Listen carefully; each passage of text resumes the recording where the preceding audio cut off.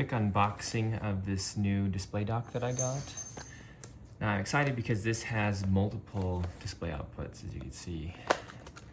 Alright, let's actually open it up and see what it looks like. This is from WAVLINK. Now usually for multi-display output docks, I've only seen the really big fat ones that you have plugged in separately. So excited to see this. Oh wow, I didn't even realize it can go real old.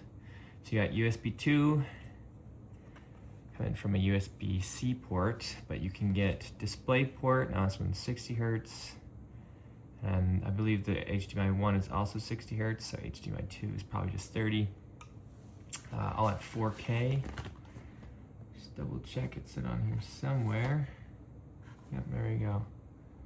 HDMI 1 is actually 4K 30, HDMI 2 is a 4K 60. Interesting. VGA, of course, 1080p, 60 hertz. Display port, 4K 60 hertz. Yeah, interesting. I don't know if I would have called it this one was not the 60 hertz one, but feels nice. Definitely some aluminum.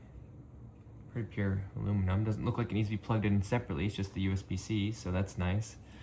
Yeah, a lot smaller than a regular dock you'd need.